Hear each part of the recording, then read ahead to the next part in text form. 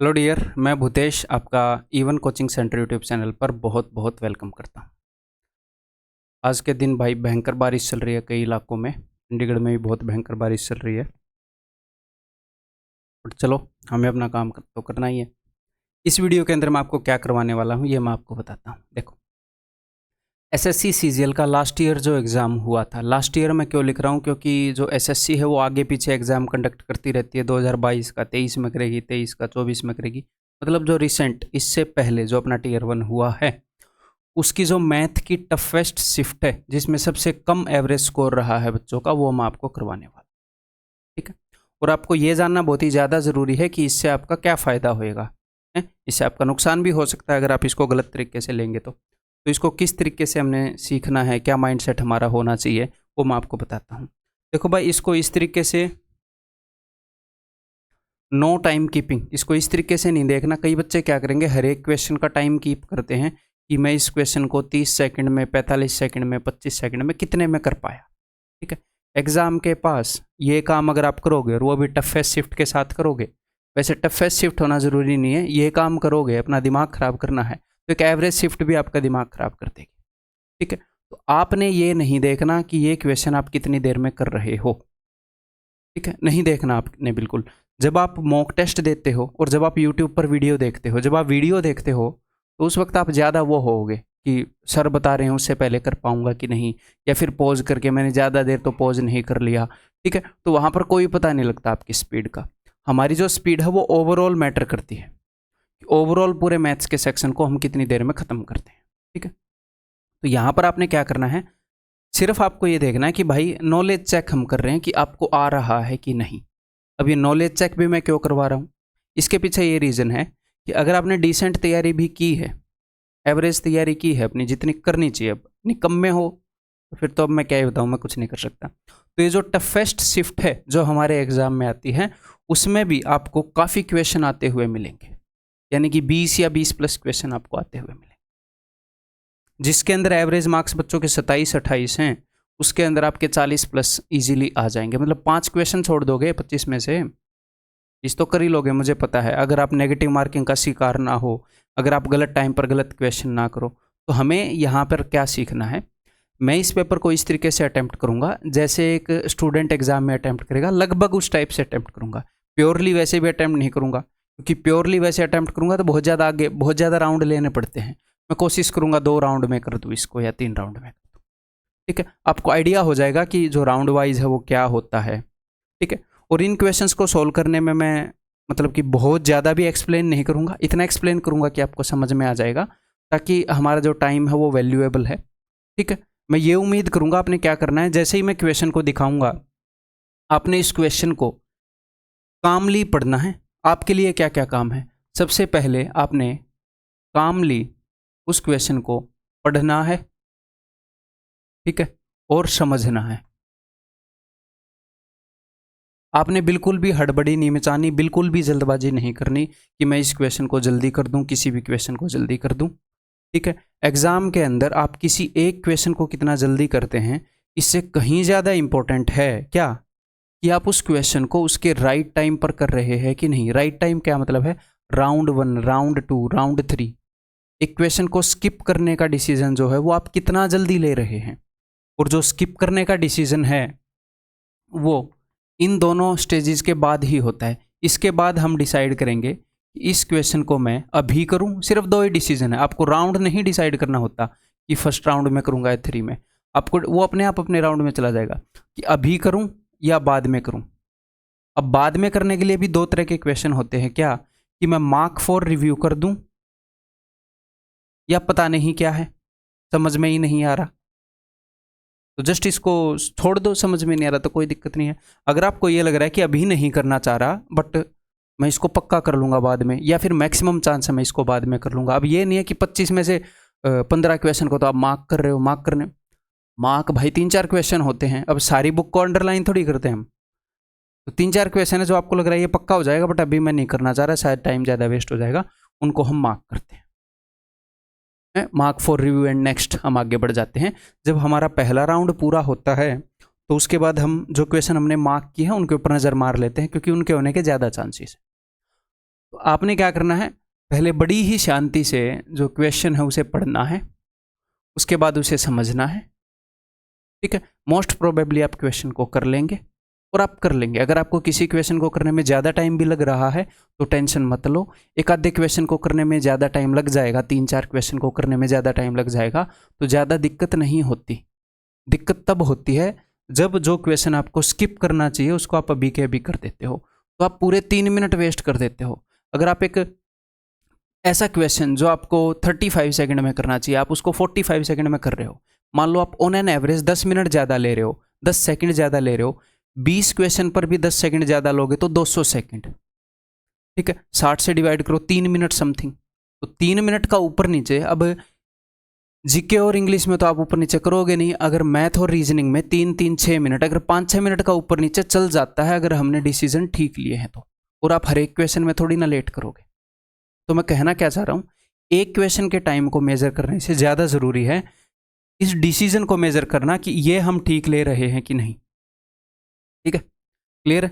तो ये काफ़ी ज़रूरी बातें हैं जो मैंने आपको बताई, आपके एग्जाम में काम आएंगी। तो पेन नोटबुक लेकर बैठो, बिना धुक धुक के बैठो, नर्वस होकर नहीं बैठना। क्वेश्चन नॉर्मल क्वेश्चन है जो आप करते हो है, हाँ है टफ है, शिफ्ट नॉर्मल क्वेश्चन से ही बन जाती है, 2-3 क्वेश्चन टफ डालने से ही। ठीक है, तो हमने क्या करना है, सिर्फ क्वेश्चन को आराम से पढ़ना है। अच्छा, तो हम जस्ट ये करेंगे, चेक करेंगे कि यार टफेस्ट शिफ्ट में मेरे को 4 क्वेश्चन नहीं आए, एवरेज शिफ्ट में तो हो सकता है 3 ना आए, 46 मार्क्स है, क्लियर है? 3 ना आए 22, 44 मार्क्स। तो स्टार्ट करूं भाई फिर मैं, उम्मीद है कि ये चीज़ें आप समझ गए होंगे। चलिए जी, पेन नोटबुक लेकर आप करेंगे। मैं ये उम्मीद करूंगा कि आप पॉज करके इसको करेंगे, फिर मैं सीधा सॉल्यूशन दूंगा और जल्दी सॉल्यूशन देने की कोशिश की जाएगी। How many circles can be drawn that passes through 2 fixed point, 2 fix point से कितने सर्कल पास हो सकते हैं। तो सबसे पहले मैं आपको बताऊंगा लाइन के बारे में। अगर सर्कल और लाइन इन दोनों का कंसेप्ट बता दूं, अगर हमारे पास एक पॉइंट है तो इस पॉइंट से मेरे दोस्त इनफाइनाइट लाइंस आप खींच सकते हो, आप कितनी भी लाइनें खींच लो। ठीक है अगर आपके पास 2 पॉइंट हैं तो इन पॉइंट से एक ही लाइन आप खींच पाओगे, एक स्पेसिफिक लाइन। तो 2 पॉइंट एक लाइन को, सब एसी ज़्यादा तेज हो गया, ये तो मार डालेगा।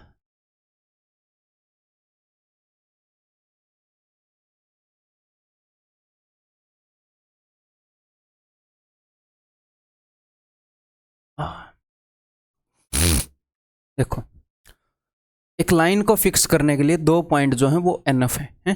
3 पॉइंट से एक लाइन का गुजरना जरूरी नहीं है। ठीक, अगर मैं इसे 3 पॉइंट बनाऊंगा तो जरूरी नहीं है कि लाइन इनसे गुजर पाएगी। देखो ये 2 अलग अलग लाइनें हैं, 3 पॉइंट से एक लाइन तभी गुजरेगी जब वो तीनों के तीनों कोलिनियर होंगे, समरेखीय होंगे।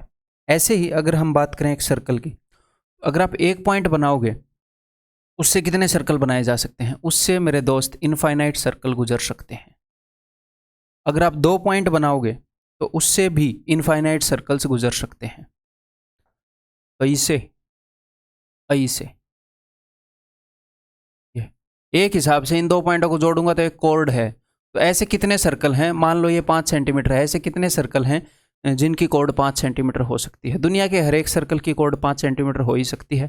कितना भी बड़ा सर्कल हो, सेंटर से दूर ले जाएंगे तो कहीं ना कहीं पर तो 5 सेंटीमीटर मेजर होएगा ही कॉर्ड का, है ना। ठीक है, अगर भाई ये ना हो कि वो सर्कल ही इतना छोटा है कि 5 सेंटीमीटर कॉर्ड ना हो सकती। तो अगर 3 पॉइंट हैं तो 3 पॉइंटों को ज्वाइन करने से बन जाती है एक ट्रायंगल, और हमें पता है कि दुनिया की हर एक ट्रायंगल का एक सर्कम सर्कल होता है। तो 3 पॉइंट एनफ होते हैं एक सर्कल को फिक्स करने के लिए। 4 पॉइंटों से एक सर्कल का पास होना बिल्कुल भी जरूरी नहीं है। 4 पॉइंटों से एक सर्कल का पास होना बिल्कुल भी जरूरी नहीं है। वो तभी पास होगा अगर चारों पॉइंट कंसाइक्लिक हों, समवृत्तीय हों। जैसे लाइन में 3 पॉइंट कोलिनियर या समरेखीय होने जरूरी थे। तो यहाँ पर इसने पूछा कि 2 पॉइंट से कितने सर्कल पास हो जाएंगे, तो इनफाइनाइट। Done, next. जैसे ये क्वेश्चन हम पढ़ेंगे फर्स्ट राउंड में, कर लेंगे आराम से, समझेंगे। आपको इतनी वर्किंग डेफिनेटली नहीं करनी, सिर्फ उत्तर हमें मारना है। मैं तो आपको कंसेप्ट रिवाइज करवा रहा हूँ। If x is the mean proportional between, इन दोनों के बीच का मीन प्रोपोर्शनल है। तो भैया अगर 3 नंबर कॉन्टिन्यूड प्रोपोर्शन में होते हैं तो ये बीच वाला मीन प्रोपोर्शन में होता है और हमें पता है कि B square is equal to A into C. तो अगर x इन दोनों का मीन प्रोपोर्शनल है तो x की वैल्यू है under root this into this, 12.8 into 64.8। तो 2 के बाद पॉइंट है ओवरऑल, तो यहाँ पर 1 के बाद मैं पॉइंट लगा दूंगा। पहले मैं इनको तोड़ने की कोशिश करता हूँ। अगर मैं इसको 4 से काट दूँ, 4 × 12, 4 दूनी 8, इसको 4 से काट दूँ तो 162। तो 2 4 की जगह मैंने 1 4 ले लिया। ठीक है जी। अब ये 4 से डिविजिबल है, ये किससे डिविजिबल है? 162। ये 18 निम्न है ना। This is 18 into 9। तो एक 9 यहाँ पर है, एक 9 यहाँ पर है, तो यहाँ पर एक 2 बच जाएगा, एक 9 भी बाहर ले गया मैं। 32 दूनी 64, 64 का स्क्वायर रूट होता है 8। तो ठीक है, 9 8 72, 4 दूनी 8, 4 7 28 और 1 के बाद लगा दूंगा पॉइंट 28.8। कर सकते हो क्वेश्चन, फर्स्ट राउंड में हो जाएगा। हमें पता है इनका मीन प्रोपोर्शनल जो है under root this into this. तो एग्जाम में अब कई बच्चे क्या सोचते हैं कि मैं बहुत ही जल्दी इस कैलकुलेशन को कर लूँ, मैं बहुत ही फास्ट, कोई ऐसा तरीका है क्या? कभी कभी क्या होता है, क्वेश्चन की कोई कमजोरी होती है, कैलकुलेशन फास्ट दिख जाती है। कभी कभी आपको कन्वेंशनल वे से करनी है, उसमें हड़बड़ी मत मारो। गड़बड़ आप कहाँ करते हो? अगर कोई कैलकुलेशन को नॉर्मल तरीके से कर लेगा 25 के 25 क्वेश्चन में, वो सिलेक्टेड है, उसमें इतना टाइम नहीं लगता। आप टाइम वेस्ट कर देते हो गलत क्वेश्चन के ऊपर, वहाँ प्रॉब्लम होती है। क्वेश्चन नंबर 3 आराम से समझो इसे पॉज करके। कोट ए इज इक्वल, और जो भी डिफिकल्ट क्वेश्चन आएगा ना, मैं उसको डिफिकल्ट मार्क करूंगा। ये डिफिकल्ट था, नहीं नहीं, ठीक है। तो कोट ए यानी कि base upon perpendicular, that is equal to 15/8। ठीक है, यहां पर इसने पूछा है tan 2a, तो tan 2a क्या होता है? tan 2a होता है 2 tan a upon 1 minus tan square A. हमें ये पता होना चाहिए। तो बस सिंपली अगर कोट ए 15/8 है तो tan a, हमें ये लिखने की जरूरत भी नहीं है, तो tan a 8/15 हो जाएगा। ओके, तो 2 इंटू 8/15 बटे में 1 माइनस 8/15 का स्क्वायर, तो दैट विल बी 64/225। तो ये हो जाएगा 16/15, इसको मैंने लिखा 16/15, और नीचे आएगा 225 माइनस 64, 5 में से 4 गया 1, 12 में से 6 गए 61 आ जाएगा, 225 ऊपर चला जाएगा, 15 से 15 पर कट गया, तो नीचे आएगा 161 और ऊपर आ जाएगा 15 इंटू 16 240। ठीक, क्या डुएबल है? आपको एग्जाम के अंदर उस क्वेश्चन को नहीं करना जो डुएबल नहीं है, उसको कैसे करेंगे? उसके ऊपर टाइम वेस्ट नहीं करना। डुएबल क्वेश्चन मिलेंगे, पहले उनको निपटाएंगे, फिर देखेंगे क्या मामला है। ये टफेस्ट शिफ्ट चल रही है, शांति से पढ़ना क्वेश्चन को।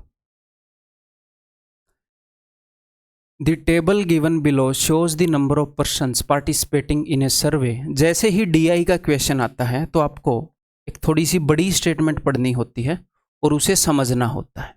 कई बार बच्चे क्या सोचते हैं कि मैं ऊपर वाली चीज़ को क्यों पढूं, मैं डायरेक्टली क्वेश्चन को करना स्टार्ट कर दूं। हमें इंफॉर्मेशन सिंक इन करनी होती है, अपने अंदर बैठानी होती है। तो DI में एक थोड़ा सा पॉज रहता है, वो बिल्कुल नेचुरल सी बात है। ठीक है, मैं इन क्वेश्चन को पहले पढ़ के स्टेटमेंट को याद करके आ जाऊं, मज़ा नहीं आएगा फिर। तो थोड़ा सा इंफॉर्मेशन को सिंक होने के लिए टाइम चाहिए होता है। The table given below shows the number of persons participating in a survey from 6 different states.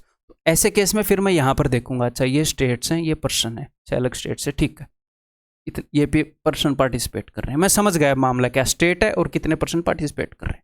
ठीक है, number of persons participating in the survey from L is what percent of number of person participating in the survey from J, कि L वाले कितने percent हैं J वालों का। तो L यानी कि 500 is what percent of J वाले यानी कि 200। अब आप समझ जाओगे 5/2 इंटू 100 कर लो, या वैसे ही ये सीधा सीधा दिख रहा है 250% कर लेंगे। अब इक्वेशन कितना सिंपल है, सिंपल है, बट इसी में अगर आप हड़बड़ी करोगे, इसी में अगर आप 2 बार स्टेटमेंट को पढ़ोगे तो क्या आएगा मजा? आपको तो पहले पता नहीं कि क्वेश्चन इजी है, आप तो 2 बार स्टेटमेंट को पढ़ दोगे हड़बड़ी में, बाद में आ रही है तो ईजी था, बिना वजह इसी में 45 सेकंड लगा के बैठ गए, 1 मिनट लगा के बैठ गए। तो रिलैक्स होकर करना है। डिफिकल्ट होगा छोड़ देंगे, ईजी होगा कर लेंगे, डिफिकल्ट वाले को बाद में देखेंगे। Simple strategy, keep your mind sorted, बिना डरे। नेक्स्ट क्वेश्चन, आराम से पढ़ो पॉज करके। The table given below shows the temperature recorded every day in a certain week. अच्छा, हर दिन टेम्परेचर रिकॉर्ड हुआ है। What is the difference between the temperature recorded on Monday and Tuesday. ठीक है। And the temperature recorded in Friday and Saturday. ठीक है, मैं समझ गया, 2 दिनों का उनका जोड़ना है, 2 दिनों का उनका जोड़ना है, उनका डिफरेंस। तो what is the difference between temperature recorded on Monday and Tuesday. तो कई बार ऐसे दोबारा हमें दिनों को देखना पड़ता है, तो कोई दिक्कत नहीं है, देखना पड़ेगा, सबको देखना पड़ेगा। ठीक है, मंडे और ट्यूसडे कितना समय इन दोनों का 65, इन दोनों का जो टेम्परेचर टुगेदर है, and temperature recorded on Friday and Saturday, इन दोनों का डिफरेंस 80। और मैं बहुत ही प्यारे तरीके से कर रहा हूँ, मैं ऐसे नहीं करवा रहा कि 55 और 45 में इतने का फ़र्क है, इसमें इतने का फ़र्क है, जोड़ दो, नहीं। नॉर्मल जैसे आप एग्जाम में करोगे हैं, मैं भी एग्जाम में करूँगा तो ऐसे ही करूँगा। तो इन दोनों का जो डिफरेंस है वो है भाई साहब कितना है, इन दोनों का डिफरेंस 15। तो उत्तर विल भी 15 डिग्री। ऐसे ही प्यार से इस क्वेश्चन को करेंगे और आगे बढ़ जाएंगे। Next, 3 raise to power 50, 9 raise to power 26, 27 raise to power 18। अच्छा, समझ में आ रहा है? अगर मान लो ये समझ में नहीं आ रहा, या फिर आपको समझ में भी आ जाए क्वेश्चन कैसे करना है, फिर भी आपको लगे कि यार पता नहीं, हम डिसाइड नहीं कर पा रहे, अभी रास्ता देख नहीं पा रहे, तो क्या करो, स्किप कर दो इसे। इसे मैं स्किप कर रहा हूँ, मैं बाद में आके करूँगा, हमने स्किप कर दिया। मैं आपको फील दिलाना चाह रहा हूँ कि एग्जाम कैसे करते हैं। हमने ये पढ़ लिया, हो सकता है आपको पता लग गया हो कैसे करना है, और हो सकता है किसी को ना पता लगा हो। लेकिन अगर आप अनईजी हो, आपको दिक्कत हो रही है, छोड़ दो, बाद में करेंगे। अगर आप इस क्वेश्चन में श्योर हो मैं इसको कर लूंगा और मुझे रास्ता नजर आ रहा है, बस मेरे को कैलकुलेटिव लग रहा है, मार्क फॉर रिव्यू कर दो और छोड़ दो। अगर कुछ भी समझ में नहीं आ रहा है, छोड़ दो, कोई दिक्कत ही नहीं है। हो सकता है आपके एग्जाम में यही सबसे टफ क्वेश्चन हो और इसी पर आप टाइम खराब कर दो, आगे ईजी हो। जरूरी भी नहीं है ये सबसे डिफिकल्ट हो, कुछ भी हो सकता है। तो हर एक चीज़ के लिए हमें तैयार रहना चाहिए ना, हमें कहीं पर भी मार ना खानी पड़े। A car with a price of this is bought by making some down payment. Car खरीदी गई है, ऑन दी बैलेंस, अच्छा कुछ डाउन पेमेंट करी गई है, कुछ बचा हुआ रुपया बच गया। On the balance a simple interest of 10% is charged in lump sum. Lump sum के ऊपर 10% का सिंपल इंटरेस्ट दे दिया, और money be equal annual installment में दे दिया 25,000 की। How much is the down payment. तो नॉर्मल जो इंस्टॉलमेंट के क्वेश्चन होते हैं उनसे थोड़ा अलग है ये, उनसे काफ़ी अलग है। तो आपको समझ में ही नहीं आ रहा होगा कि स्टेटमेंट क्या है, छोड़ दो, बाद में करवाऊंगा, लीव इट। आगे बढ़े हम अपने, देखो कई बच्चे क्या करेंगे, यहाँ दिमाग खराब करेंगे, यहाँ दिमाग खराब करेंगे, हैं? इतना दिमाग है नहीं, खराब हो जाएगा सारा तब तक। अगला question, a shopkeeper has 2220 kg of rice, a part of which he sells at 20%, okay, and the rest at 12%। कुछ पार्ट 20% पर बेचा, कुछ पार्ट 12% पर बेचा, he gains 18% on the whole. सारे के ऊपर उसको 18% फायदा हो गया। यहाँ तक पढ़ने के बाद मेरे को पता चलेगा कि एलिगेशन लगाऊं, पहले नहीं पता लगेगा। ये अच्छा, 2 अलग अलग पार्ट का प्रॉफिट दिया है, ओवरऑल प्रॉफिट दिया है, तो 12 और 18 6, इनका गैप है जी 2, तो 3:1 रेशियो में इन पार्ट्स की मात्रा है। ओवरऑल क्या है, ओवरऑल है 2200 kg। वो पूछ क्या रहा है, व्हाट इज ही पूछिंग, the quality sold at 12% profit. ये 1 आउट ऑफ 4 पूछ रहा है, तो 1 out of 4 of 2220, 4 5 20, 4 5 20, 555 option. Very easy question, ठीक, क्लियर है। ये हम कर लेंगे पहले राउंड में, लेकिन शर्त एक ही है कि शांति से पढ़ेंगे, हड़बड़ाएंगे नहीं। हम हड़बड़ाएंगे नहीं, हम क्वेश्चन को करेंगे ही नहीं, टफ होगा तो, बट हड़बड़ाएंगे नहीं। भाई सारे क्वेश्चन थोड़ी करने हैं, क्या पता हम 25 में से 19 क्वेश्चन करके बाहर निकलें, दुखी होकर बाहर पता चला हाहाकार मचा हुआ, अरे इतनी डिफिकल्ट थी भैया, मेरे तो 15 ही हुए, अरे मेरे तो 19-20 हो गए। बट अंदर हमें पता नहीं चलेगा, शांति से करना है। बताओ, choose the correct statement from the following, okay. HCF is the least common multiple, ये तो LCM होता है ना, HCF कब से लीस्ट कॉमन मल्टीपल होने लगा?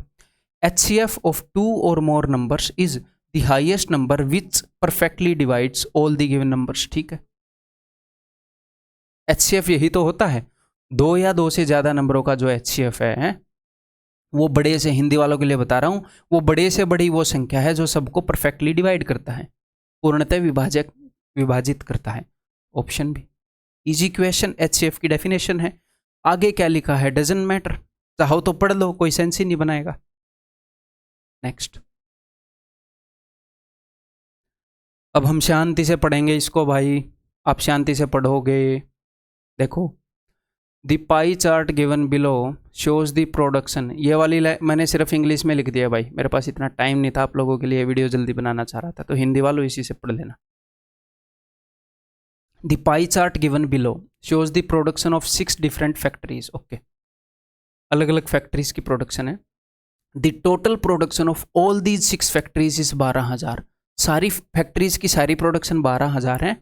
The production of a particular factory is shown as a percentage of total production of all the 6 factories. Hindi में बताता हूँ, सारी फैक्ट्रीज की जो प्रोडक्शन है 12,000, उसका कितना परसेंट क्यू की है, कितना परसेंट पी की है, ये दिखाया गया। ओके, यानी कि 12,000 का 12% पी की है, 12,000 का 15% क्यू की है। ये चीज़ समझनी जरूरी है कि डेटा गिवन क्या है। कई बार बच्चे सीधे क्वेश्चन की तरफ भाग लेते हैं, नहीं दोस्त, मार खाओगे। नेक्स्ट, अब क्वेश्चन पढ़ते हैं।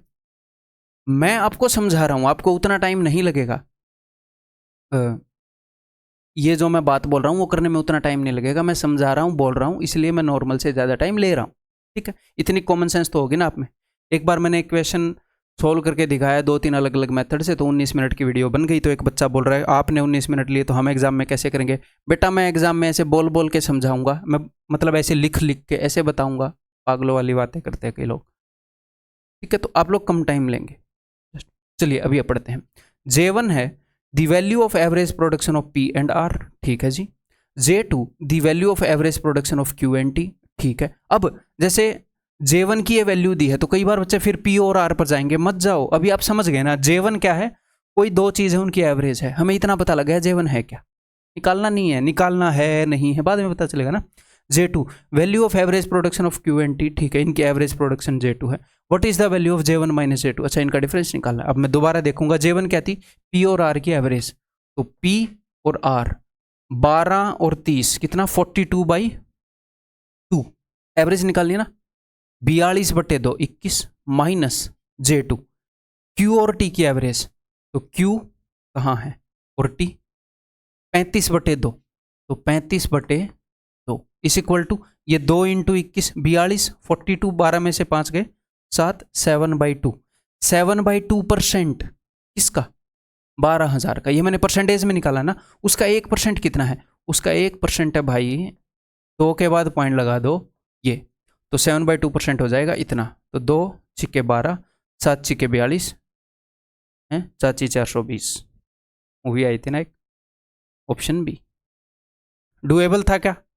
हाँ, मैंने कितना लिखा? यही लिखा। आराम से शांति से कर सकते थे, बहुत ज़्यादा दिमाग लगाना पड़ रहा था नहीं। ठीक, आगे बढ़ते हैं। ये देखो, if A/B + B/A = 1 and A + B = 2 then the value of A³ + B³। तो भाई मेरी नज़र में ये क्वेश्चन, यहाँ से आपको कुछ याद आना चाहिए। जिस हिसाब से मैं पढ़ाता हूँ, मैं बार बार ये लैंग्वेज यूज़ करता हूँ। अगर एक नंबर और उसके रेसिप्रोकल का सम 1 हो तो, मैं आपको इसके सारे स्पेशल केस बता देता हूँ अभी सॉल्यूशन से पहले, फिर आपको याद आएगा। अगर एक नंबर और उसके रेसिप्रोकल का सम +2 या -2 हो तो उस नंबर की वैल्यू +1 या -1 होगी। अगर x + 1/x 2 है तो x = 1, x + 1/x -2 है तो x = -1। स्पेशल केस ध्यान आए। तो मैं क्या बोलता हूँ हमेशा, एक नंबर और उसका रेसिप्रोकल, क्योंकि एग्जामिनर बिल्कुल भी शर्माएगा नहीं एक नंबर और उसके रेसिप्रोकल को ऐसे देने में। तो हम ऐसे याद नहीं करेंगे x + 1/x, एक नंबर और उसका रेसिप्रोकल, तो वो जो नंबर है उसकी वैल्यू जो है दैट इज 1। तो ये केसेस हैं कई, सबके ऊपर एक नज़र मार ली जाए। केस नंबर 1, केस नंबर 2, अगर एक नंबर और उसके रेसिप्रोकल का सम अगर ये इनको अलग अलग ही बता देता हूँ। अगर एक नंबर और उसके रेसिप्रोकल का सम +1 है तो it implies that x³ is equal to -1। अगर एक नंबर और उसके रेसिप्रोकल का सम -1 है तो it implies that x³ is equal to +1। अगर सम +1 है तो ये -1, सम -1 है तो ये +1। ये मैंने आपको करवाए हैं। 3, अगर एक नंबर जो हमारे एग्जाम में आते हैं वही मैं बताऊंगा, एक और केस है √2 वाला, वो मैं नहीं बताऊंगा। अपने एग्जाम में आज तक एक भी क्वेश्चन आया नहीं है तो क्यों मैं बर्डन डालूं एग्जाम के पास। अगर एक नंबर और उसके रेसिप्रोकल का सम ± √3 कुछ भी हो, ठीक है, तो यहाँ पर x³ + 1/x³ will be equal to 0। It implies that and x⁻⁶ is equal to -1। ठीक, क्लियर है? तो ये चीज दिख रही है, एक नंबर और उसके रेसिप्रोकल का सम +1। कंसेप्ट नोट्स रिवाइज किए होंगे ना, तो ये दिख जाएगी। अच्छा, तो इसका मतलब एक नंबर और उसके रेसिप्रोकल का सम 1 है तो इस नंबर का क्यूब a/b का क्यूब यानी कि a³/b³ इज इक्वल टू -1। तो a³ is equal to -b³। It implies that a³ + b³ is equal to 0, जिसकी वो वैल्यू पूछता है बार बार, यही कांड करता है। उसको ये देने की भी जरूरत नहीं थी पर उसने दे दिया, क्योंकि एक और तरीके से इस क्वेश्चन को कर सकते हैं, वो भी मैं आपको बता दूं। आप इसको लिख सकते हैं ऐसे,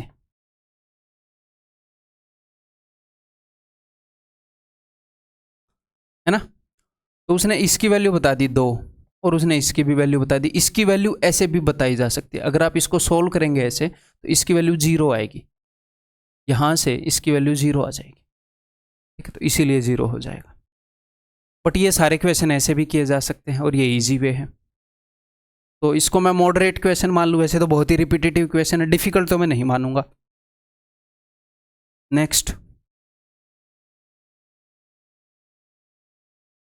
if 3 coconuts are offered free on a purchase of 12 coconuts priced 25 each, what is the effective discount? Effective discount क्या है? तो फ्री वाले आइटम में मैंने आपको बताया है कि भैया अगर आपको डिस्काउंट परसेंटेज कैलकुलेट करना है तो आप जस्ट ये देखोगे कि कितने आइटम फ्री हैं आउट ऑफ टोटल। जो टोटल आइटम आप घर पर लेकर जा रहे हो, कुछ आइटम के लिए आप पे करोगे, कुछ फ्री होंगे, तो जो टोटल उसके लिए पे करोगे कुछ फ्री होंगे, तो टोटल हो गए ना, उनमें से फ्री कितने हैं? तो आप बोल रहे हो कि 3 कोकोनट फ्री हैं। देखो, अगर आपने 12 आर्टिकल के लिए पे किया तो वो इसके ऊपर आपको 3 फ्री दे देगा, तो टोटल कितने हैं? टोटल 15 आर्टिकल आप घर पे लेकर जा रहे हो, जिसमें से 12 के लिए आपने पे किया था और 3 आप फ्री ले गए, तो टोटल 15 में से 3 फ्री हैं, यानी कि 1/5 यानी कि 20%। मेंटली करने वाला क्वेश्चन, ठीक है भाई। नेक्स्ट, ये करो, पढ़ते हैं। द पॉपुलेशन, कभी कभी किसी क्वेश्चन को देखकर दिल करेगा कि इसे मैं ना करूं, हो सकता है इसको देखकर आपको लगे यार मैं अभी कंफर्टेबल नहीं हूं, तो भी आप स्किप कर सकते हो, but mark for review and skip करो। क्यों? क्योंकि ये आपने पढ़ा नहीं है, क्या पता तुरंत होने वाला हो। 25 में से एक आधे क्वेश्चन को दिल नहीं कर रहा बेसिस पर भी स्किप कर सकते हो। क्यों? क्योंकि मैं नहीं चाह रहा कि आप राउंड 1 में अनकंफर्टेबल हो, ठीक है।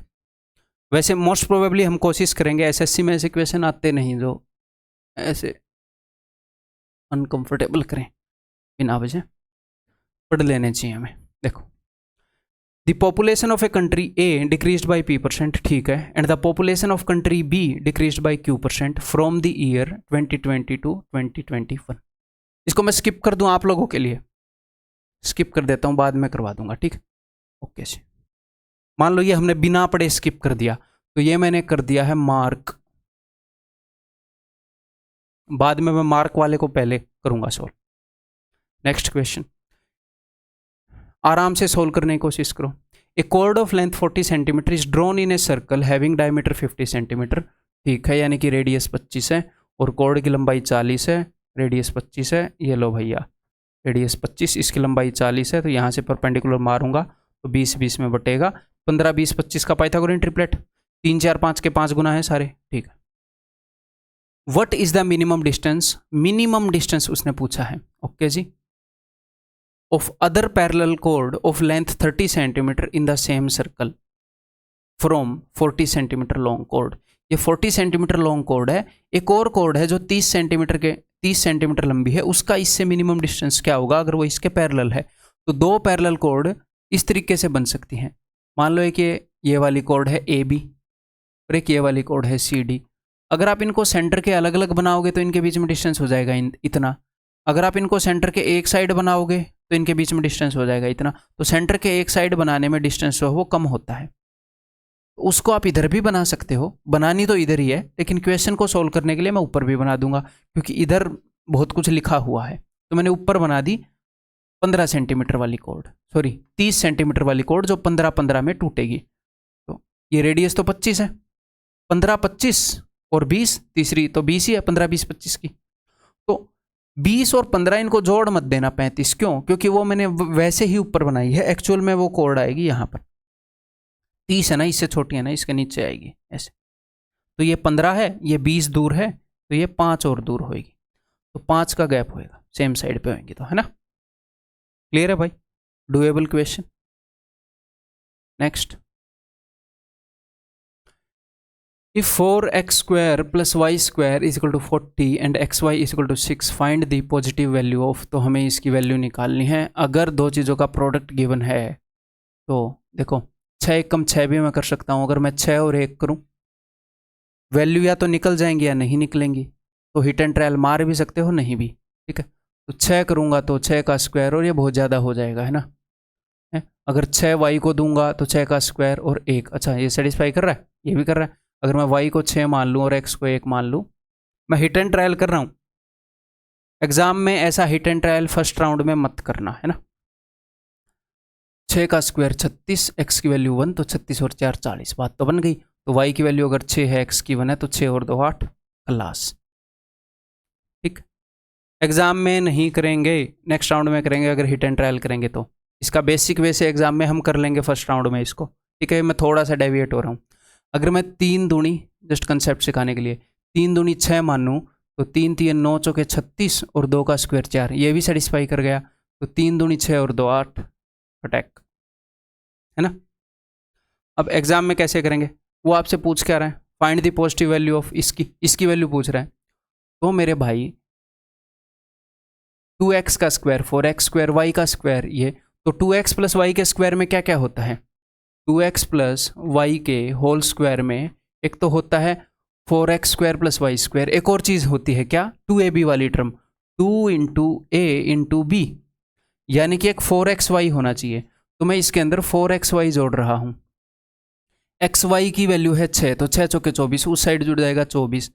तो ये जो है ये उस चीज़ का होल स्क्वायर है जो हमें चाहिए थी, उसका होल स्क्वायर है 64, तो वो चीज़ हो जाएगी 8। ठीक, एक्चुअल में ऐसे कर लेंगे हम एग्जाम में। डूएबल है कि नहीं है? अगर मान लो कई बार क्या होता है बच्चों को, कई बार ये भी स्ट्राइक नहीं होता है, कोई दिक्कत नहीं है दोस्त, स्किप करके पढ़ जाओ। मेरे लिए 25 के 25 क्वेश्चन बराबर हैं। कोई एक आधा क्वेश्चन ऐसा होगा जो मैं अगले राउंड में करूंगा, क्यों? क्योंकि मैं इतने सालों से टीच कर रहा हूं, तो मैं आपसे वो चीज़ एक्सपेक्ट करूं जो मैं कर रहा हूं, नहीं वो गलत हो जाएगी। आप भी अगर 9-10 सालों से मेरी शिद्दत से पढ़ाते तो, और आपका मैथ में इंटरेस्ट होता, आप भी मेरे तरह ऐसे करते। लेकिन आपसे पेपर क्रैक करवाना है ना, मेरे जैसा नहीं बनाना है, पेपर क्रैक करवाना है। तो कभी कभी बेसिक क्वेश्चन को भी आप राउंड 1 में स्किप कर दोगे तो कोई बुरी बात बिल्कुल भी नहीं है, बिल्कुल भी नहीं है, टेंशन मत लो। अगर मैं भी आज पेपर अटेम्प्ट करूंगा तो मैं भी बतेरे क्वेश्चंस को स्किप करता हूँ। मैं ओवरऑल जल्दी कर लूंगा लेकिन बतेरे क्वेश्चन को स्किप करता हूँ। अगला question, Piyush sold a guitar to Anuj at 16% gain. Piyush ने 16% गेन पर बेचा, अनुज ने आगे 32% गेन पर बेच दिया बैंक को। Bank paid this much rupees. ठीक है, तो देखो मैं जस्ट आपको चीज़ समझा रहा हूँ, ये डायग्राम बनाने की जरूरत नहीं है। पीयूष ने जितने में खरीदा उससे 16% ज़्यादा में अनुज को बेच दिया। अनुज ने जितने में खरीदा उससे 32% ज़्यादा में बैंक को बेच दिया। और ये बोल रहे हैं बैंक ने 3828 रुपीज़ पे किए हैं। ठीक, व्हाट अमाउंट डिड पीयूष पे? पीयूष ने कितने में खरीदा? तो देखो यहाँ से वहाँ जाने के लिए इस वैल्यू को 132/100 गुणा करूँगा, 32% बढ़ाऊंगा तो ये आएगी, तो इसको मैं 100/132 कर दूंगा। समझ में आ रही है? मैं यहाँ पर आ गया 100/132 करके। यहाँ से यहाँ जाने के लिए 116/100 करना पड़ेगा, यहाँ से यहाँ जाने के लिए 100/116। बस ये आपका उत्तर है, ये हम सोल्व करेंगे एग्जाम में। अब मान लो आपको ये लग रहा हो कि यार ये तो कैलकुलेटिव है, फिर भी शांति से करो, कोई दिक्कत नहीं है, बड़े ही प्यार से करो। अगर मैं इसको 4 से काटूँ, 4 तिये 12, 4 तिये 12, ये 4 से कट जाएगा, 4 नी में 36, 4 पंजे 20, 4 सत्ते 28। अगर ये 11 से कट रहा है तो मोस्ट प्रोबेबली ऊपर वाला भी कट रहा होगा। 9 और 7 16 और 5 हाँ कट रहा है। 11 तिये 33, 11 अट्ठे और 11 सत्ते, ठीक है। 3 से अगर मैं काटूँ तो ये कट जाएगा, 29 तिये होता है, 29। ओके, ये कट रहा है क्या, 29 दूनी कितना होता है, 58 दूनी, तो ये 29 का 4 गुना है, तो 4 से ये जाएगा 25 पर। 2500 इज द आंसर। कैलकुलेशन कैसे करनी है, शांति से। आपका दिमाग जितना शांत होगा उतना एफिशिएंट होगा। Next, the external diameter of an iron pipe is 20 centimetre. Okay, शांति से समझेंगे सिचुएशन को, ठीक है। उम्मीद है कि पहले आप कर रहे होगे पॉज करके, और शांति से समझ के, बिल्कुल भी हड़बड़ी नहीं मारनी, भले स्किप कर दो क्वेश्चन को। The external diameter of an iron pipe is 20 centimetre and its length is 12 centimetre, ठीक है। If the thickness of the pipe, तो पाइप बना दूं मैं पहले, ये है पाइप, ठीक है। ये एक्सटर्नल डायमीटर, उसको मैं बोलता हूं कैपिटल आर। ये इसने 20 बोल दिया। एक्सटर्नल रेडियस को मैं बोलता हूं कैपिटल आर, और जो इनर रेडियस है स्मॉल आर। तो थिकनेस कितनी है, थिकनेस है जी 1 सेंटीमीटर, इनर रेडियस हो जाएगा 9, ठीक है। Find the total surface area of the pipe, ठीक है। और पाइप की जो लेंथ है वो 12 है, यानी कि सिलेंडर की जो हाइट है दैट इज इक्वल टू 12। तो आपको सिर्फ ये देखना है पहले, बिल्कुल प्यार से, टोटल सरफेस एरिया पूछ रहा है, कहाँ है, फाइंड द सरफेस एरिया। उसमें क्या क्या होएगा, एक तो सरफेस एरिया होएगा सिलेंडर का, ये बाहर वाला सिलेंडर का, आउटसाइड वाला। एक होएगा ये अंदर वाला सिलेंडर का, इनसाइड वाला, है ना। एक ये ऊपर होएगा एक रिंग, और एक नीचे होएगा एक रिंग, दो ऐसे रिंग होएंगे, ठीक है। तो दो रिंग का एरिया, एक बाहर वाले सिलेंडर का एरिया, एक अंदर वाले सिलेंडर का एरिया जोड़ना है, तो प्यार से जोड़ेंगे। बाहर वाले सिलेंडर का एरिया क्या है, surface area, curved surface area 2 पाई आर एच। हाँ जी सर, एक और काम कर सकते हैं हम इसमें, नहीं वो नहीं, यही ठीक रहेगा। बाहर वाले सिलेंडर का एरिया क्या है, 2 पाई आर एच। अंदर वाले सिलेंडर का एरिया क्या है, 2 पाई आर एच। तो 2 पाई और एच, हाइट तो दोनों सिलेंडर की सेम है, तो मैं लिख रहा हूँ 2 पाई, एच कितनी है 12, दोनों सिलेंडर के। मैं बाहर वाले सिलेंडर और अंदर वाले सिलेंडर का जोड़ रहा हूँ, और ये काम कैसे होएगा, शांति से ही हो सकता है। आप जल्दबाजी में करने के लिए अपने दिमाग को काम नहीं करने देते हैं, और बेसिक कैलकुलेशन को इतना लंबा बनाकर अलग अलग करके सॉल्व कर रहे होते हैं। शांति से करो, ओवरऑल काम को फास्ट कर देगा आपका दिमाग, ठीक है। कंप्यूटर को बेचारे को गर्म रखोगे ऐसे ठूस के 10 एप्लीकेशन खोल के, वो स्लो ही करेगा, ठीक है, एफिशिएंटली नहीं करेगा काम को। तो बाहर वाला सिलेंडर और अंदर वाले सिलेंडर का कर्व्ड सरफेस एरिया 2 पाई आर एच। तो 2 पाई बाहर वाले की रेडियस है कैपिटल आर, अंदर वाले की आर, मैंने 2 पाई एच कॉमन ले लिया, तो अंदर आएगा आर प्लस आर। ये क्या है 19, दोनों सिलेंडर का मैंने जोड़ लिया, बाहर वाले सिलेंडर का और इनसाइड वाले सिलेंडर का। अब मैं 2 बार ये जोड़ रहा हूं, क्या, रिंग। इस रिंग का एरिया क्या होता है, इस रिंग का एरिया होता है pi r square minus r square, आपको पता होना चाहिए, pi r plus r into r minus r, ये ठीक है। और ऐसे ऐसे 2 रिंग हैं, तो 2 पाई आर प्लस आर जो कि हो जाएगा 19, और आर माइनस आर जो कि हो जाएगा 1। अब इनमें से मैंने क्या कॉमन ले लिया, देखो 2 पाई और 19, 2 पाई और 19 कॉमन ले लिया मैंने। 2 यहाँ पर पाई लिखा हुआ है नहीं, तो कोई दिक्कत नहीं है, 22/7। हाँ, एक और बात, एग्जाम में शायद जब आप इस क्वेश्चन को देखोगे तो आपको ये लगेगा कि फर्स्ट राउंड में स्किप कर दूं। ये परफेक्ट क्वेश्चन है एक कैंडिडेट के लिए, मार्क करने के लिए। आपको पता है ये कैसे होगा, बट हो सकता है आपका दिल नहीं कर रहा हो कि यार नहीं, अनकंफर्टेबल थोड़े हो रहे हो, मार्क फॉर रिव्यू करो। सेकंड राउंड में मार्क फॉर रिव्यू के क्वेश्चन को हम पहले चेक करेंगे, वो अलग रंग के हो जाते हैं, उनके ऊपर पहले चेक करेंगे। जो सॉल्व कर दिए वो अलग रंग के हो जाते हैं, तो जो जो बचे हैं उनमें से पहले मार्क फॉर रिव्यू को चेक करेंगे, बाद में बचे हुए को, तो इसको चेक करेंगे, तो इसको हम कर डालेंगे उस वक्त आराम से। क्यों, क्योंकि हम 15 के करीब क्वेश्चन पहले ही कर चुके होंगे, अब हम शांत हैं ना, तो मार्क कर सकते हो, कोई दिक्कत नहीं है। आ रहा है, थोड़ा सा टाइम लेगा, मार्क कर दो, तो 2 पाई 19, मैंने ऑप्शन में देखा कि कई बार क्या होता है कि पाई जो है एज इट इज़ होता है, तो मैं पाई को तोड़ता नहीं, लेकिन अब मैंने तोड़ा, 19 भी कॉमन ले लिया, तो यहाँ पर 12 + 1 13। अब मैं इसको सोल्व करूँगा। चलिए जी, कुछ कट रहा है, कछु नहीं कट रहा है। चलो, यहाँ से मैंने एक 2 को उठाया, मैं 11 से मल्टीप्लाई बाद में करता हूँ, बिकॉज उससे मल्टीप्लाई करना ईजी रहता है। यहाँ से मैंने एक 2 उठाया, यहाँ से मैंने 2 उठाया, तो ये दोनों उठाकर मैंने इसको दे दिए। 1 2 और 1 2 4, 13 चौके 52। अब मैं 19 × 52 कर रहा हूँ, 19 दूनी 38, ठीक है, 3 बच गया। 19 5 95 और 3 98, ठीक तो किया है ना। 19 दूनी 38, 95 और 3 98, ठीक है। अब मैं 11 से मल्टीप्लाई करूँगा, तो हो जाएगा 8 8 और 8 16, 9 और 8 17 और 1 18, 9 और 1 10 डिवाइडेड बाई 7, तो 7 1 7, 7 5 35, 7 5 35, 7 दूनी 14, 1552 कहीं पर दिख रहा है? जी हाँ, option B is the answer. ठीक, जिस तरीके से मैं आपको क्वेश्चन करके दिखा रहा हूं, उनकी खास बात क्या है? उनकी खास बात यह है कि समझिएगा इस बात को कि मैं क्वेश्चंस को शांति से कर रहा हूं, इस कारण मैं एक तो डिसीजन राइट ले पा रहा हूं स्किप करने का, या फिर क्या बोलते हैं बाद में करने का, जो भी है, और मैं मोस्ट प्रोबेबली फर्स्ट रीडिंग में क्वेश्चन को समझ जा रहा हूँ, और मैं क्वेश्चन को शांति से करने की बात बोल रहा हूँ, इसलिए मैं सिल्ली मिस्टेक नहीं कर रहा हूँ। कम चांसेस हैं, हो सकता है एक आधी कर दूँ बट कम चांसेस हैं, आप कर दो एक आधी बट कम चांसेस हैं। और दूसरी बात, मैं क्वेश्चन को एफिशिएंट तरीके से सोल्व कर पा रहा हूँ क्योंकि हड़बड़ी नहीं है। एफिशिएंट तरीका इन द लॉन्ग रन, शांति से करते हैं तो in the long run efficient तरीका ही हम यूज़ करते हैं पेपर को सोल्व करने का। Next, a group of man decided to do a job in 6 days, okay, but 18 man dropped out every day, but 18 बंदे हर दिन छोड़ रहे हैं, ठीक है। If the job was completed in 8 days, अच्छा 18 बंदे हर दिन छोड़ रहे हैं, नॉर्मली 6 दिन में हो जाता। Then how many man initially decided to do the job, तो इनिशियली कितने बंदों ने जॉब करने का सोचा? तो इसको कई तरीकों से हम कर सकते हैं वैसे, बट क्या ये नॉर्मल टाइम एंड वर्क के क्वेश्चन जैसा है? नहीं, स्किप। हमने क्या कर दिया? स्किप कर दिया।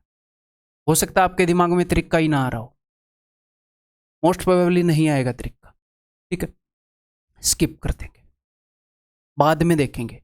हम क्वेश्चन को समझ गए क्या है, बट हमें समझ में नहीं आ रहा, क्या करें? We will skip. Next question पर आगे बढ़ेंगे। देखो, what is the value of this? तो cos 37 को मैं लिख सकता हूं भैया sin 57। हो सकता है ये क्वेश्चन आप मेंटली ही कर लो, और sin 53, सॉरी sin 53, और नीचे भी है sin 53, तो ये हो जाएगा 1। उत्तर is equal to option D. Simple है, कॉम्प्लीमेंट्री एंगल्स। क्यों लिख सकता हूं? cos थीटा को हम लिख सकते हैं sin 90 माइनस थीटा, इसलिए ऐसे लिख पा रहे हैं। Next, what is the value of this? वैसे तो ये इजी ही है कंसेप्ट है, बट हो सकता है कि भाई कुछ बच्चों के लिए डिफिकल्ट लग रहा हो, तो उन बच्चों के लिए मैं इसको क्या कर देता हूँ, मैं इसको मार्क करके बाद में करूँगा, ठीक है, आप लोगों के लिए। चलो, आप लोगों की इतनी इज्जत रख ली है, ठीक, क्लियर है, बाद में कर लेंगे, कोई दिक्कत नहीं। A dog saw a cat at a distance of 280 metre. The cat started running at the speed of 10 km/h and the dog also run to catch it with the speed of 24 km/h. उसके पीछे कुत्ता भी भागा।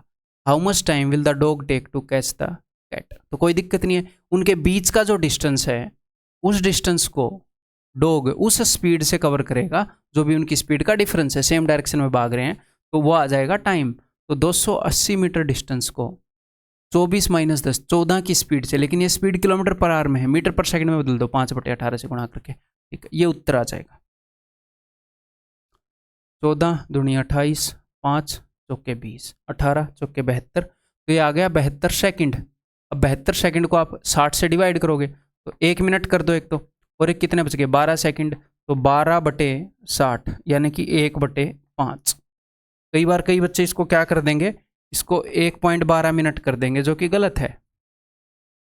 अरे भैया 1/5 minute है, ये minute का 5वां हिस्सा, यानी कि 1.2 है। ठीक है, ऊपर नीचे 2 से गुणा करो जरा, 2/10 आएगा, 1.2 मिनट। तो उत्तर is equal to option C. जल्दबाजी नहीं करनी। जल्दबाजी किसी के भी एग्जाम के लिए अच्छी नहीं है। मैंने भी जब 2016 के टीयर 2 में जब 193.5 आए थे 200 में से, तो जल्दबाजी में 2 क्वेश्चन शायद गलत किए थे, एक स्किप कर दिया था। मतलब 2 क्वेश्चन गलत कर दिए थे, इतने सिल्ली क्वेश्चन। जो टफ टफ क्वेश्चन है वो सारे कर दिए थे फर्स्ट गो में, है वो सिल्ली क्वेश्चन। एक तो ये वाला क्वेश्चन था,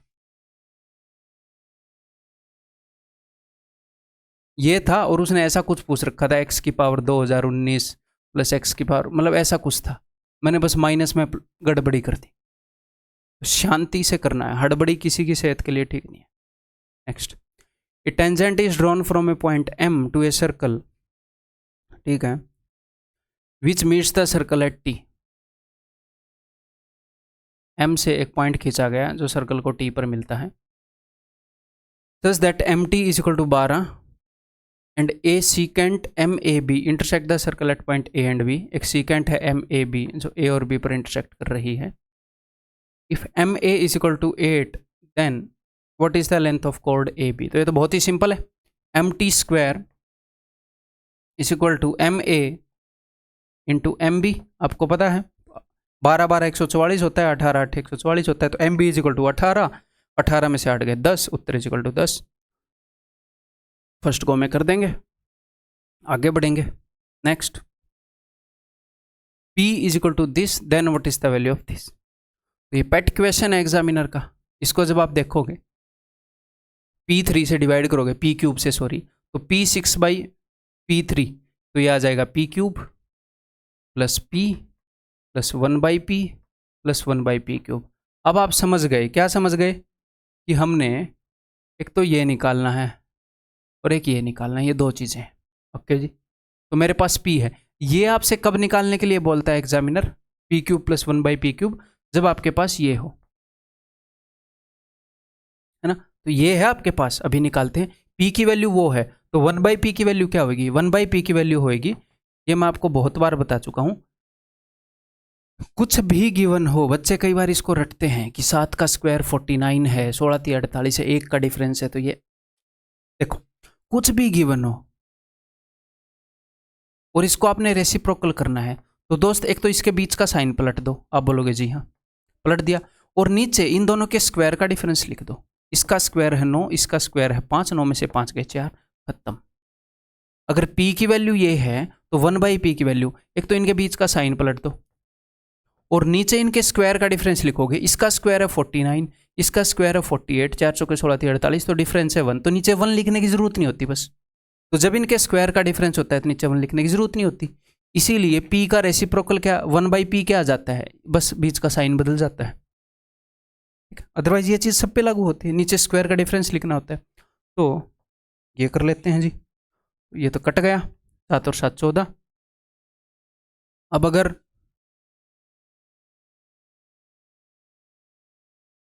इसकी वैल्यू 14 है और इसकी वैल्यू क्या होती है, इसकी वैल्यू होएगी, पावर ट्रिपल करनी है 14 के क्यूब में से, तो 14 का क्यूब होएगा 2744 में से 14 का 3 गुना घटाना है, 14 3 42, ये इसकी वैल्यू है, ये अपना उत्तर है। तो कर ले, 2744 माइनस 28, दिस 28, तो 2700 समथिंग आएगा। एक ही है 2700 समथिंग, ये रहा, है ना। उत्तर जोड़ लो 2716, option C. The height of an equilateral triangle is equal to this, then what is the area. तो मैंने आपको बताया हाइट गिवन हो तो h² बाई √3 एरिया होता है। इक्विलेटरल ट्रायंगल में मैंने आपको एरिया के 2 ही फॉर्मूले रटवा रखे हैं कि कई बार हाइट अगर गिवन हो तो डायरेक्टली h², 7 का स्क्वायर 49, √3 का स्क्वायर 3 बटे में √3 करोगे तो 49 √3 विल बी द आंसर। कई बच्चे इस फॉर्मूले को याद करके नहीं रखते हैं, तो कोई दिक्कत नहीं है, कोई परेशानी वाली बात नहीं है। आपको हाइट गिवन है, आपको इक्विलेटरल ट्रायंगल का ये वाला एरिया याद होएगा, √3/4a², ये वाला फॉर्मूला याद होएगा, तो a की वैल्यू निकाल लो मेरे दोस्त, √3/4, यहाँ पर a की वैल्यू रख देंगे। अब हाइट क्या होती है, हाइट होती है √3/2a, तो a की वैल्यू क्या हो जाएगी, 2/√3 इंटू हाइट, तो a की वैल्यू क्या हो जाएगी 2/√3 इंटू हाइट क्या है 7√3, 14। अब कर लोगे आप, इसके अंदर 2 होते हैं, एक 2 से इसको काटा, एक 2 से इसको काटा, 49√3। ठीक, क्लियर। किसी भी एक तरीके से कर लो, डजंट मैटर। Next question. अब हम 25वें क्वेश्चन पे पहुंच गए अपने सब्जेक्ट के, इसको भी शांति से पढ़ेंगे। The pie chart given below shows the number of boys in 8 schools. ठीक है जी, स्कूल 1 स्कूल 2 में नंबर ऑफ बॉयज हैं। अभी तक मुझे समझ में नहीं आया 31% क्या है, वो बताएगा आगे। The total number of boys in all these 8 school is 12,000। सारे स्कूलों में मिलाकर 12,000 हैं। ठीक है। Number of boys in a particular school is shown as a percentage of total number of boys in all these 8 school. Number of boys in a particular school, किसी school के अंदर जो बॉयज दिखाई गए हैं वो एज ए परसेंटेज हैं total number of boys in all these 8 school. अच्छा, इन सारे 8 स्कूलों में जो 12,000 बच्चे हैं उसका कितने परसेंट स्कूल 1 में है? अच्छा, 12,000 का 31%, 12,000 का 7%, 12,000 का 2%।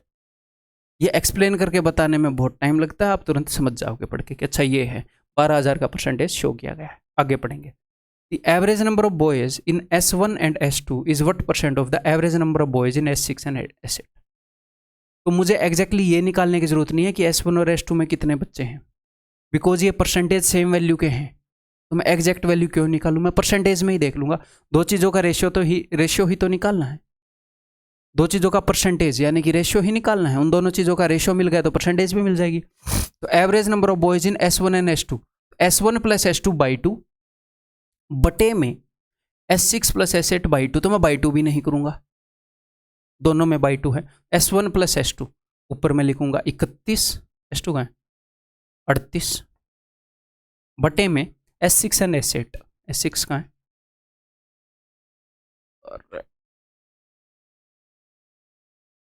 11 एंड 15, कितना हो गए 26।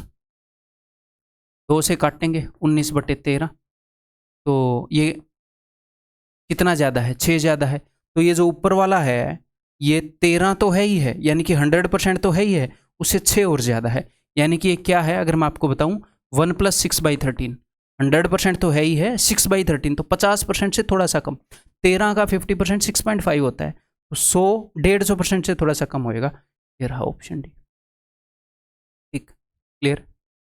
तो मेरे दोस्त यहाँ पर हमने 25 क्वेश्चन कर लिए। आपने राउंड 1 किया तो मैंने जितने क्वेश्चन किए हैं उससे प्लस माइनस में आप क्वेश्चन करोगे। ठीक है, ज़रूरी नहीं आप सारे वो करोगे। ठीक है, ऊपर नीचे हो सकता है एक आधा जो मैंने छोड़ दिया आप लोगों के लिए, आप उसको कर लो। कोई स्टूडेंट जो मैंने कर दिया उसे आप छोड़ दो। उसके बाद हम क्या करेंगे, उसके बाद हम एक बार वो आने दो इसके ऊपर। हाँ, अब मैं क्या करूँगा, आपने एग्ज़ाम में तो ऐसे देखने नहीं है, मैंने जो मार्क फॉर रिव्यू किए हैं उनको मैं देखूँगा। ठीक है भाई, तो देखो एग्ज़ाम में तो आपके बटन बने हुए आएंगे, ये छोड़ दिया मैंने, ये छोड़ दिया है, ये मैंने मार्क फॉर रिव्यू किया है, तो अब मैं इसको देखूंगा। अब उसके ऊपर क्लिक करेंगे, ये लो। अब एक एक करके इन क्वेश्चन को भी करते हैं। The population of a country A. अब ये देखना जो हमने मार्क फॉर रिव्यू किए हैं, जो डिफिकल्ट छोड़े हैं वो कितने हैं। एक और बात, हम ये देखते हैं कि हमने कर कितने लिए, साथ में एनालिसिस भी चलनी चाहिए ना। मैंने छोड़ कितने दिए वो मैं देख लेता हूँ, 1 2 3 4 5। मैंने 5 क्वेश्चन छोड़ दिए, यानी कि मैंने 20 क्वेश्चन कर दिए। ये टफेस्ट शिफ्ट थी पिछले साल की, उसमें 40 नंबर अपने पहले राउंड में पक्के हो गए, 40 नहीं तो 35 हो गए। उसके बाद कुछ क्वेश्चन ऐसे भी छोटे हैं जो हम कर सकते हैं, है ना। आगे हम उनको करेंगे कि कौन कौन से को कैसे कर सकते हैं। तो आपको 1 या 2 क्वेश्चन ही ऐसे मिलेंगे जो आप क्वेश्चन में फाइनली छोड़ कर आते, तो फाइनली आप छोड़ कर ही आ जाते, आप 23 ही कर लेते। तो मेन गेम है आप कैसे हैंडल कर रहे हो पेपर को। नॉलेज लेने के बाद आप हैंडल कैसे कर रहे हो पेपर को। ठीक है दोस्त, चलो जी, let's do this. The population of country A decreases by P% and the population of country B decreases by Q%। ठीक है, फ्रॉम द ईयर 2020 to 2021। शांति से पढ़ेंगे। Here P is greater than Q। ठीक है भाई, P ग्रेटर देन Q है। Let X be the ratio of population of country A to the population of country B in the given year। X be the ratio of population of country A. अच्छा ठीक है, what is the percentage decrease in X from, ये क्या बोल रहे हैं कि x क्या होता है, एक्स रेशियो है of the population of country A to the population of country B, यानी कि एक्स की वैल्यू है ए और बी का जो रेशियो है, ए बटे बी। रेशियो को ए रेशियो बी भी लिख सकते हैं, ए बटे बी भी लिख सकते हैं। एक्स की वैल्यू है ए बटे बी, ठीक है। तो what is the percentage decrease in X from 2020 to 2021। तो 2020 में क्या था, मैंने ये मान लिया कि 2020 में ए की पॉपुलेशन थी ए, बी की पॉपुलेशन थी बी, ठीक। 2020 में ये ए की पॉपुलेशन है, ये बी की पॉपुलेशन है, तो ए बटे बी, ये एक्स की वैल्यू हो गई। जी हाँ, 2021 में क्या हुआ, ए की पॉपुलेशन को क्या हुआ, the population of country A decreases by P, तो ए की पॉपुलेशन p% घट गई, तो यानी कि 100 माइनस p% हो गई, जितनी भी थी उसका 100 माइनस p% हो गई। 80%, 70% मुझे पता नहीं, 80% ऑफ ए, 75% ऑफ ए, कुछ इतना हो गई, ठीक है जी, कोई दिक्कत नहीं। और बी की कितनी हो गई, बी की Q% घट गई, तो बी की हो गई 100 माइनस Q%, ठीक है। तो 2021 के लिए x की ये वैल्यू आ गई, 2020 के लिए x की ये वैल्यू है, तो ये बोल रहा है कि x की वैल्यू में कितने % का चेंज हुआ। तो हम क्या देखते हैं कि कोई भी चीज़ में कितने % का चेंज हुआ। हम अगर 100 से कोई चीज़ 150 हो गई, तो हम ये देखते हैं कि 150 बटे 100 final value upon initial value, तो फाइनल वैल्यू ये है। इसके बटे में अगर मैं कर दूं a बटे बी, इसके बटे में, तो a बटे बी तो ऊपर भी है, कट ही जाएगा, जैसे देखो a बटे बी। तो मैं देख रहा हूं कि जो x की वैल्यू है वो कितने गुना हो गई, वो इतने से इतनी हो गई, वो इतने से इतनी हो गई। ये पूछ रहा है कि वो कितनी घट गई, ठीक है। तो कितनी घट गई देखते हैं। देखो p जो है वो बड़ा है, अगर p बड़ा है तो 100 में से p को घटाने पर ये थोड़ा सा ज़्यादा छोटा आ गया होगा, है ना। तो ये कितनी घट गई, कैसे पता चलता है कोई चीज़ कितनी घट गई। अब घटाते हो तो ये बड़ी वैल्यू है, ये छोटी वैल्यू है, इसमें से मैं इसको घटा दूंगा, तो 100 minus Q minus 100 plus P, इसमें से मैंने उसको घटा दिया, पता लग जाएगा कितनी घट गई।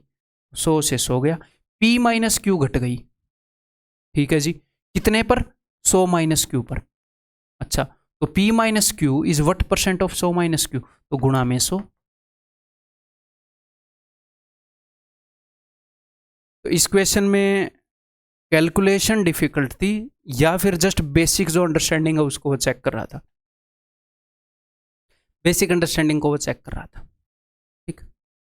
हो सकता है कुछ बच्चे छोड़ेंगे, कुछ करेंगे, दैट डजंट मैटर। मैं जस्ट ये दिखाना चाहता था टफेस्ट शिफ्ट के अंदर 20 क्वेश्चन आप कर लोगे और 20 से ज़्यादा ही कर लोगे ओवरऑल सारे राउंड में मिलाकर, अगर आपने डिसेंट सी तैयारी की है और हैंडल किया है तो ये क्वेश्चन अपना हो गया। और कौन सा क्वेश्चन है कि ये स्किप किया है कि ये स्किप किया है, ठीक है। आपका दिल करे उस क्वेश्चन पर आप जा सकते हैं। अब 5 स्किप किए थे यानी कि 4 रहते हैं, ये हाँ, ये मैंने मार्क, एक और मैंने मार्क कर रखा था, मार्क लिख रखा। अब मैं पहले मार्क फॉर रिव्यू वाले पर जाऊंगा ना। तो हाँ, अब मुझे एक बात पता है कि cos minus theta is equal to cos theta, तो मैं इस माइनस को तो भूल ही जाऊंगा, हटाओ। अब एक और बात मुझे पता है कि cos 2 pi plus theta is equal to cos theta. ये मैं क्यों कर रहा हूँ 2 पाई, क्योंकि क्वाड्रेंट सिस्टम के अंदर ये जो एंगल है थीटा, पूरे 2 पाई का, यानी कि एक सर्कल का 2 पाई का क्या मतलब है, 360 डिग्री। 360 डिग्री के बाद एग्जैक्टली वहीं पर आ जाती है चीज़।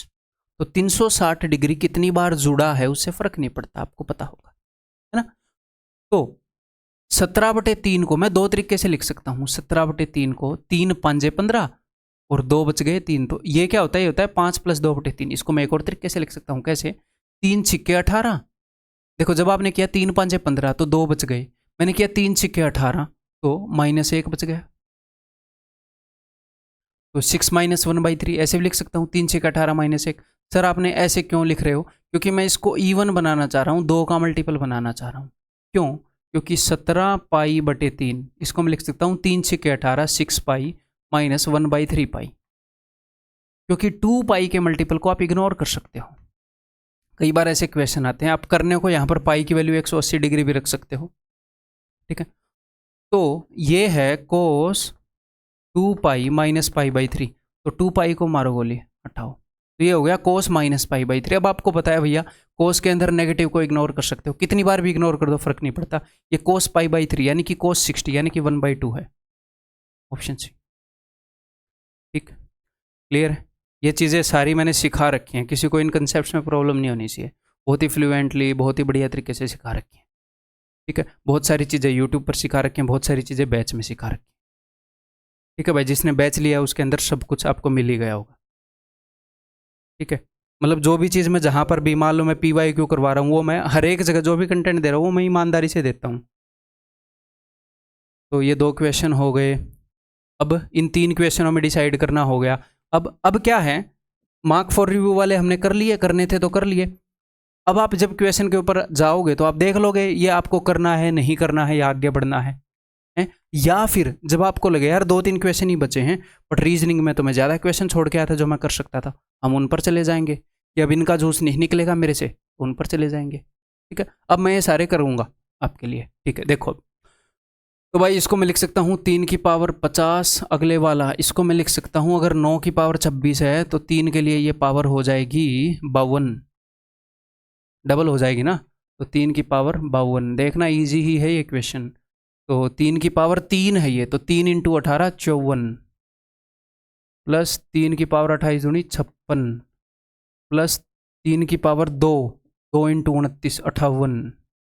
तो यहाँ पर आप क्या करोगे, यहाँ पर आप 3 की पावर 50 कॉमन ले लोगे तो ये बच जाएगा 1, यहाँ पर 3 की पावर 2, यहाँ पर 3 की पावर 4, यहाँ पर 3 की पावर 6, 50 घट रही है ना, 56 - 50 6, 3 की पावर 8। इस तरह के क्वेश्चन बहुत बार आए ना नंबर सिस्टम के। तो 3 की पावर 50, इन सब को अब हम जोड़ लेंगे। ये तो 1 है और ये 9 है, 9 और 1 10 लिख दूँ इसको, 9 और 1 10। 3 की पावर 4 यानी कि 3 का पावर 2 की पावर 2, 9 का स्क्वायर है ये 81।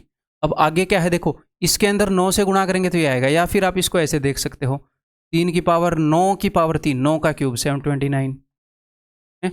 अब ये क्या है, ये 3 की पावर 4 पावर 2 है। 3 की पावर 4 क्या होती है 81, 81 की पावर 2 81 का स्क्वायर है। ठीक है, 81 का स्क्वायर कर सकते हो, या फिर 3 की पावर 6 में क्या गुणा करने पर ही आएगा सर, 9 गुणा करने पर आएगा। 3 की पावर 2 गुणा करने पर आएगा, इसको 9 गुणा करोगे तो ये आ जाएगा, इसमें 9 गुणा करोगे ये, इसमें 9 गुणा करोगे ये, इसमें 9 गुणा करोगे ये, एक जीपी बन रही है। मैं जीपी के सम से भी करा सकता हूँ बट बिना वजह कॉम्प्लिकेट होएगा, जरूरत नहीं है। 81 का स्क्वायर कर रहा हूँ बेसिक से तरीके से जो आपको सिखा रखा है। 1 का स्क्वायर 1, 8 × 8 दूनी 16, 1 करिए 8 × 64 और 1 65। अब इनको जोड़ लेते हैं जी, 11 1 10, 17 और 1 18, 1 7 और 5 12 और 1 13, 7381। ये हो गया 7381। अब ये बोल रहा है ये किससे डिविजिबल है, तो इस नंबर के अंदर 2 चीज़ें हैं, एक तो 50 3 भरे पड़े हैं और एक ये नंबर है। तो अगर ये 11 से डिविजिबल है तो ये तो 11 से डिविजिबल होगा नहीं, तो अब मुझे चेक करना पड़ेगा कि ये है क्या नहीं। 3 और 1 4, 8 और 7 15, 15 में से 4 गए 11, जी हाँ डिविजिबल है। ऐसे करना होता है। अगर 7 से डिविजिबल चेक करोगे तो ये नंबर चेक करना है 7 से कि डिविजिबल है कि नहीं है। ठीक है, तो क्या ये इजी क्वेश्चन था, मतलब थोड़ा सा उसने यहाँ पर बड़ी पावर्स निकलवा ली, बाकी conceptually it was not difficult. ठीक है, अब हम और क्वेश्चन करते हैं भाई, ये क्वेश्चन करते हैं। अब ये क्वेश्चन मैं आपसे एक्सपेक्ट नहीं कर रहा क्योंकि ये क्वेश्चन जो है नॉर्मली जैसे इंस्टॉलमेंट होती है वैसे पूछ नहीं रखा उसने। कई बार एग्जामिनर अपनी मर्जी से कुछ भी अज्यूम करके अपनी मर्जी से स्टेटमेंट अंडरस्टैंडिंग पूछ लेता है आप लोगों से। ठीक है, तो वो आप लोगों से एक्सपेक्टेड नहीं है। मुझे भी ये देखना पड़ता है कई बार कि कहना क्या चाहते हो, 3 डिजिट वाला सीन है ना, वो देखना पड़ता है मुझे। कई बार ये अपनी मर्जी से कुछ चीज़ कह रहा होता है, यहाँ पर ये जो कह रहा है वो मैं आपको बताता हूँ क्या कह रहा है, घबराना नहीं है क्वेश्चन को देखकर। यहाँ पर ये कह रहा है कि एक कार थी जिसका रेट था 6,50,000, इस bought by making some down payment. तो 6 लाख, पहले मैं आपको सिचुएशन समझा देता हूँ। 6,50,000 में से कुछ तो उसने डाउन पेमेंट कर दी और कुछ रुपये बच गए, रिमेनिंग रुपये। अब ये रिमेनिंग जो रुपया था, a simple interest of 10% is charge in lump sum. Lump sum का मतलब होता है सारे मनी के ऊपर। लंप सम यानी कि हिंदी में क्या है, एक मुश्त। एक मुश्त 10% का साधारण ब्याज लगाया जाता है, ये पता नहीं एक मुश्त का क्या मतलब है। लंप सम का मतलब होता है कि सारा मनी, टुकड़ों में नहीं सारा। एक तो हम टुकड़ों में चीज़ देते हैं, एक सारी होती है कि लंप सम। उसको बोलते हैं। तो ये बोल रहा है कि ये जो रिमेनिंग मनी है, इस सारे के ऊपर 10% का उसने ब्याज लगा दिया यहीं पर। ये जो कह रहा है वो समझा रहा हूं। इसने इंस्टॉलमेंट के तरीके से क्वेश्चन को नहीं दिया, अपनी तरफ से एक सिचुएशन बताई है, वो समझा रहा हूं। बोला इसके ऊपर उसने 10% का ब्याज लगा दिया सीधा, इसको 110% कर दिया, ठीक है जी। और उस 110% को 20 बराबर टुकड़ों में बांट दिया, ठीक है जी। और वो टुकड़े हर एक 25-25 हजार के बने हैं। अच्छा, ये मामला है। यानी कि जो इसका 110% है, that is equal to 110% of remaining money is equal to 25,000 into 20। समझ गए? पूरे के ऊपर ब्याज लगाया, 20 टुकड़ों में बांट दिया और बोला हर साल इतने रुपए दे दे। ये इसके अंडर ये कहना चाह रहा है एग्जामिनर। 25 दूनी 50 और उसके आगे 1 2 3 4। ठीक है भाई, यही है ना। तो अगर इसका 110% है, यानी कि इसका 11/10 गुणा है, तो इसकी वैल्यू क्या हो जाएगी? 10/11। Remaining money is equal to 1 2 3 4 5 into 10/11। ठीक है, अब इसको सॉल्व करते हैं। 1 2 3 4 5 6। इसको आप एक और तरीके से कर सकते हो। 5/11 का आपको पता है क्या होता है?